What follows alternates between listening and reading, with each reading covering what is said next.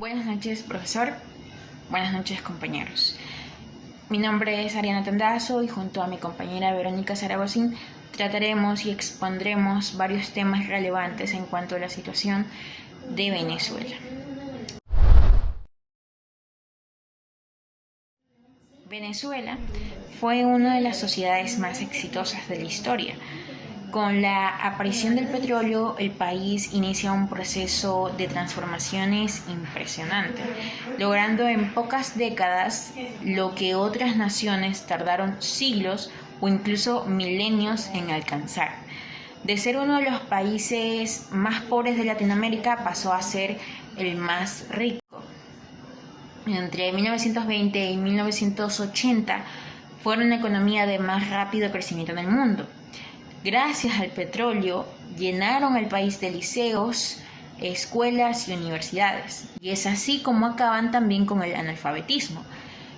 Fueron un ejemplo mundial en la lucha contra el paludismo e infinidad de enfermedades endémicas y epidémicas. De tener una de las tasas de mortalidad más altas del planeta, en pocos años igualaron a las naciones desarrolladas.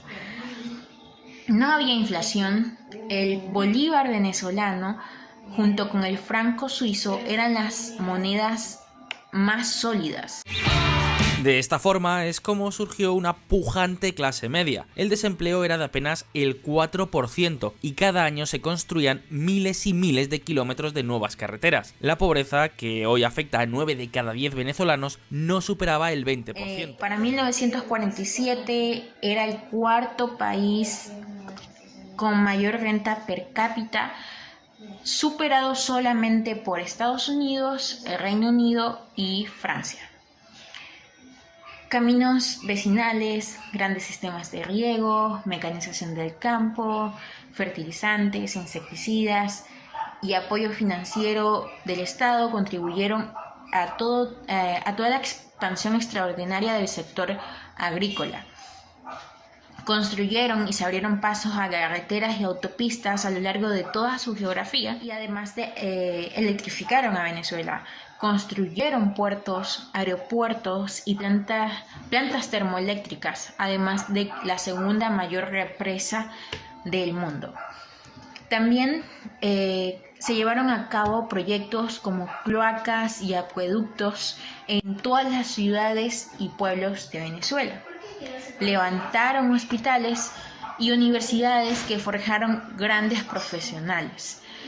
Desarrollaron uno de los sistemas de salud más avanzados de la América Latina y la educación era gratuita, además de obligatoria.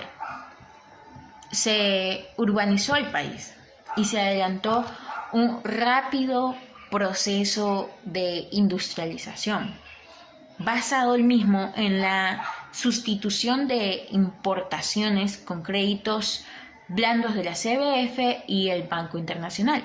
Ustedes se preguntarán qué es la CBF. La CBF comprende a la Corporación Venezolana de Fomento. Esta se crea con el propósito de aprovechar el dinero de la extracción petrolera para impulsar las actividades agropecuarias, mineras e industriales. Este proyecto, esta corporación, fue nombrada por el primer capellán militar de Venezuela. El sector financiero creció de forma extraordinaria, poniéndose a la cabeza de la América Latina. Se construyeron millones de viviendas a través del Banco Obrero y a través de la banca hipotecaria privada.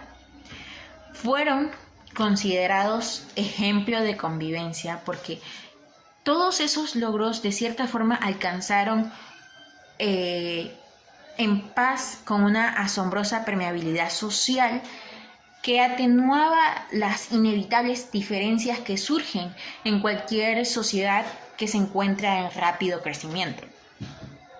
Contaba con reglas distributivas percibidas como claras y estables, además de un marco jurídico y único y un largo horizonte de inversión. junto con la demanda mundial, creciendo a tasas de un interés del 6% por año durante lustros. Crearon las condiciones para la fase de más vigoroso crecimiento de la industria petrolera venezolana. En los 15 años hasta finales de los 50, la producción se multiplicó por más de 5 hasta llegar a más de 2.5 millones de barriles diarios en 1958.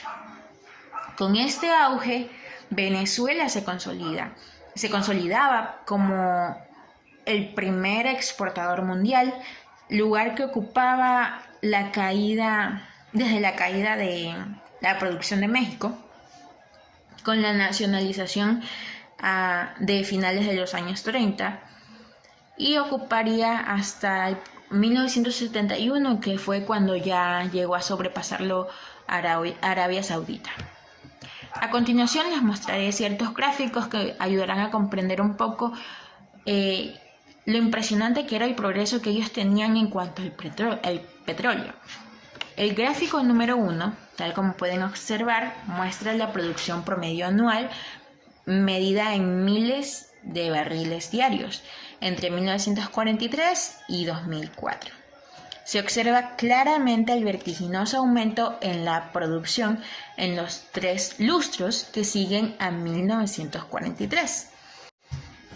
Ahora bien, el gráfico número 2. Este muestra el número de empleados y obreros directos de la industria petrolera en Venezuela a finales de cada año en el periodo de 1948 y 2004. Es aquí donde también se puede observar el nivel máximo histórico de empleo entre 1948 y 1950, debido al auge de la producción y la construcción del complejo refinador del Paraguaná. También contamos con el gráfico número 3. Se nos muestra la inversión productiva en la industria petrolera venezolana, que es entre 1949 y 2004, en miles de dólares reales. Es aquí donde también podemos observar un auge de inversión en el periodo de 1955 y 1958 para el desarrollo de las concesiones otorgadas entre 1956 y 1957. Lamentablemente, ya alcanzando la década de los 80, comenzaron a surgir ciertas dificultades para Venezuela.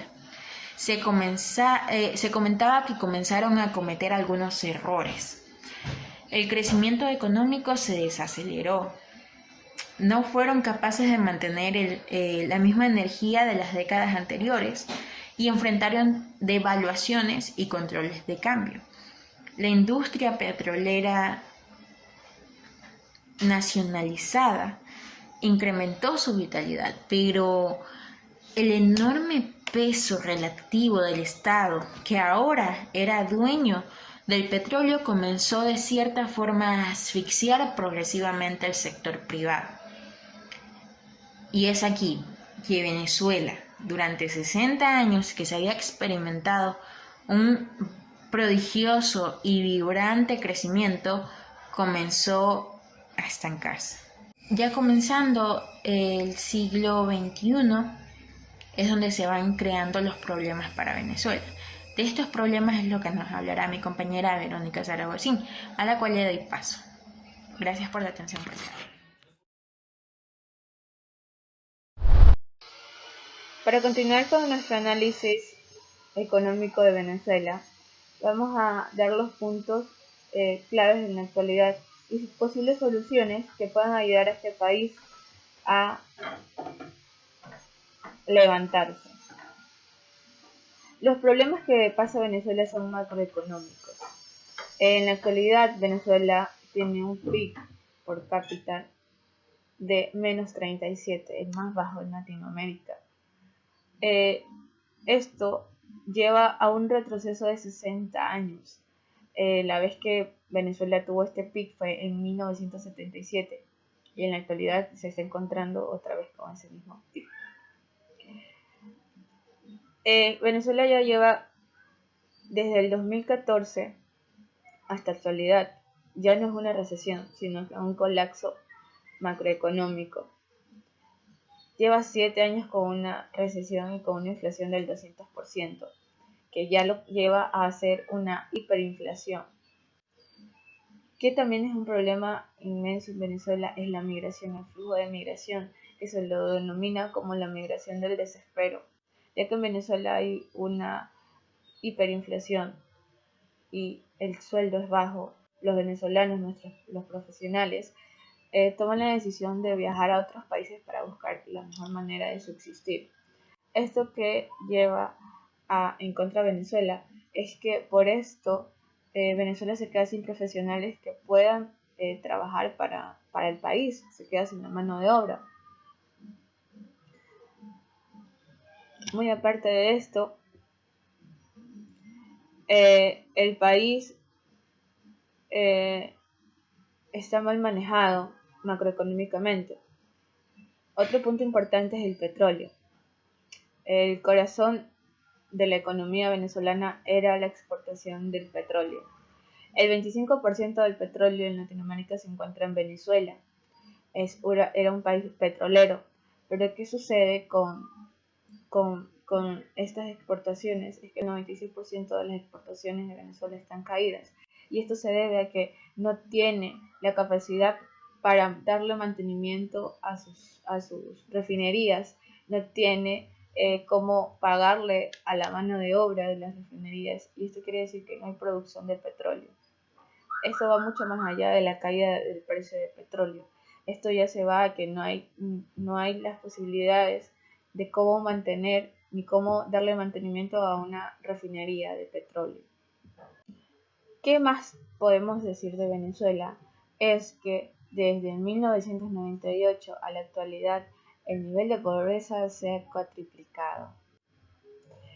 Ahora, ya vimos los puntos en contra, la mala reestructuración macroeconómica que tiene Venezuela, y esto se debe a no haber tomado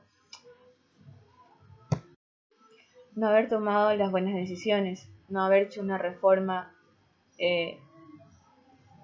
adecuada. Ahora, entre estos puntos analizamos unos puntos que puede tener a favor Venezuela. Bueno, en una posibilidad, si llega una buena persona a la administración, es que se haga una reestructuración de deuda. ¿Esto por qué? Porque Venezuela tiene deudas internacionales vencidas sin pagar, debe más de 7 millones de dólares a países extranjeros. Y esto a qué nos lleva a que ningún país quiera darle la ayuda internacional que necesita, porque no tiene un crédito. Entonces, como para sacar al país, salir de las deudas, se tiene que hacer una reestructuración de deuda para cancelarlas y así poder pedir un préstamo al Fondo Monetario. Claro que esto llevaría al país en un endeudamiento, pero esto ayudaría al país también a producir petróleo, a producir al menos lo que genera el país en sí mismo para que se quede dentro de él y las personas que están ahí puedan dar uso y consumir.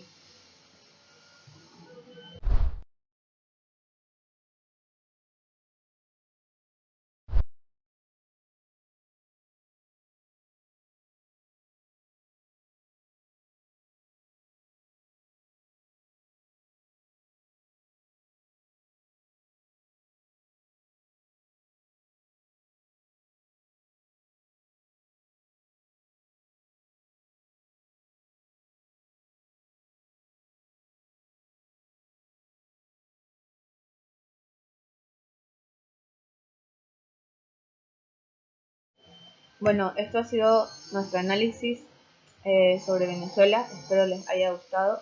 Somos el 211 de Economía. Muchas gracias. Buenas tardes.